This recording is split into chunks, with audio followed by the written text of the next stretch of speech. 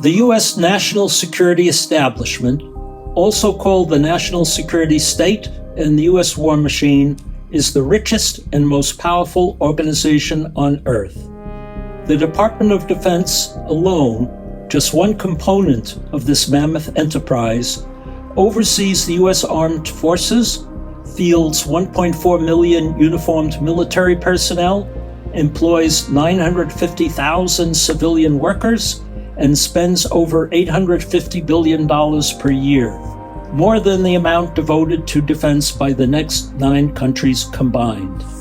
It also maintains the largest network of military bases in the world, with major installations in Europe, Turkey, Japan, South Korea, the Caribbean, and the Persian Gulf area. Because of its size, wealth, and influence, the U.S. war machine exerts a vastly disproportionate influence on the fate of the planet and its human inhabitants. In addition to the DoD, this giant enterprise consists of several major subsystems, each with its own institutional priorities, but all collaborating with each other and jointly committed to ensure the enduring power and wealth of the national security establishment. Within this giant structure, only the president and members of Congress are elected. Every other key figure is either appointed by the president or serves as an official of major arms-making companies, think tanks, or major media conglomerates. But even though the decisions they make have the power to shape U.S. and global societies, this system largely functions without public input and with very little transparency or public accountability. The president occupies the dominant position in this system as head of the executive branch of government and as commander-in-chief, in which capacity he or she is responsible for all key decisions regarding the use of military force. The National Security Council, operating out of the White House, formulates policy options for the president and communicates presidential decisions to the Secretaries of Defense and State, the Chairman of the Joint Chiefs of Staff, and other top government officials. The next most powerful entity is the U.S. military establishment, which includes the Department of Defense, the Armed Forces, and other key agencies. Significant power is also wielded by the commanders of the Pentagon's regional commands, including the European Command, the Central Command, the Indo-Pacific Command, and the African Command. The foreign policy establishment, nicknamed the blob by Washington pundits, includes the Department of State, as well as foreign policy experts in the media, elite universities, and the Washington think tank universe, many of whom are former State Department officials. These figures interact with each other on a regular basis and strive to reach consensus, whatever party their affiliation is. When they disagree, as occurred during the latest stages of the Vietnam War, political chaos is likely to occur and U.S. policy appears uncertain and contradictory. When they agree, as they do now about the need to curb China's rise, the gears of U.S. policy all move in unison. In order to retain their position within the foreign policy elite, members of the blob never question core assumptions of U.S. foreign policy, such as Washington's right to dominate the global order and to intervene anywhere on the planet when vital U.S. interests are deemed to be at risk. Typically, disagreements only arise about the comparative effectiveness of various strategies to ensure continuing U.S. supremacy. Nestled between the military establishment and the foreign policy blob are U.S. spy agencies, jointly called the intelligence community. One of these agencies, the Central Intelligence Agency, or CIA, also conducts covert military operations, usually in conjunction with the Pentagon Special Operations Command, or SOCOM. The defense industry, widely termed the military-industrial complex, is composed of the major arms-producing companies, called defense contractors because they depend on Pentagon contracts for a large share of their annual income. These companies wield enormous influence in Washington because they are major spenders and employers in key congressional districts and are among the leading donors to congressional campaigns.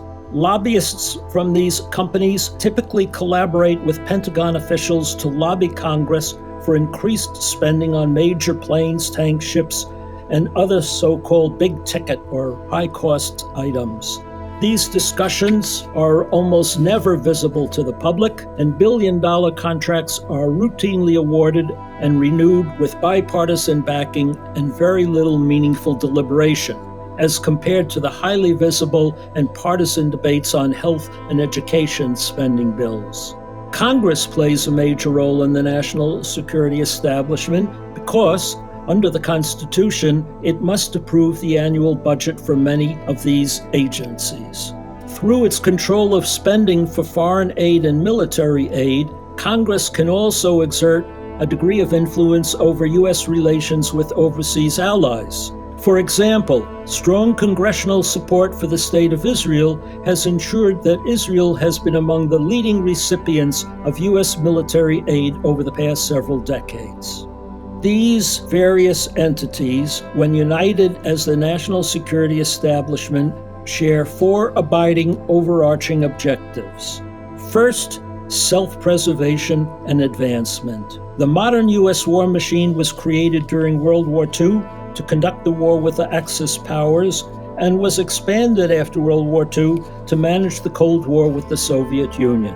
Ever since then, it has sought to perpetuate itself, both by inventing and exaggerating foreign threats, and also by creating a powerful ecosystem of domestic arms producers, security-related think tanks and research organizations, friendly media personalities, and pro-defense local and national officials. The second overarching objective is permanent global dominance. The U.S. emerged from the Cold War as the world's dominant power, and ever since, U.S. elites have been committed to preserving America's status as the world's dominant power and to preventing any other country from matching U.S. global sway or even to come within reaching distance of doing so. This outlook requires vast amounts of spending on advanced weaponry while preventing rival states, especially now China, from acquiring the technology to catch up with the U.S. in military capabilities. This outlook is hardwired into the thinking of U.S. political and military leaders. There is absolutely no dissent to the principle of permanent American paramountcy. Third, adherence to the American way of war, which rests on three basic components. These are the forward deployment of U.S. combat forces, with a bulk of U.S. forces stationed on the edge of enemy territory, not at barracks at home, and so position that, were a war to break out, it will be fought largely on or near the enemy's territory, not the U.S. homeland. Also, the employment of overwhelming firepower to subdue enemy forces. In any major military engagement, U.S. doctrine calls for the maximum concentration of firepower at the very onset of battle to ensure that U.S. forces overpower and demolish their enemy.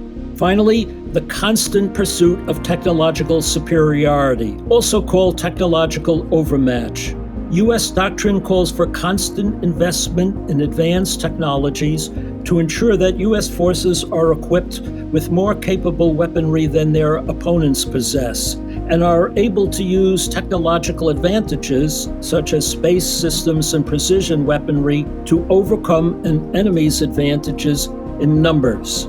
Together, these three propositions jointly constitute what U.S. leaders term the American way of war. And finally, the fourth overriding principle, adherence to the ideology of American exceptionalism. Whatever their differences over tactics or, say, organizational budget allotments, every senior member of the national security establishment professes allegiance to the bedrock principle that the United States has been chosen by the Judeo-Christian God and or by its impeccable values and status as the world's most powerful democracy to establish and protect a U.S.-dominated world order. This outlook is often expressed today as America's responsibility as the world's leading democracy to defend what's called the rules-abiding liberal world order against hostile, disruptive forces. However expressed, the underlying assumption is that the U.S. is uniquely positioned to employ force when required to preserve global order. As Secretary of State Madeleine Albright once stated, if we have to use force, it is because we are America. We are the indispensable nation.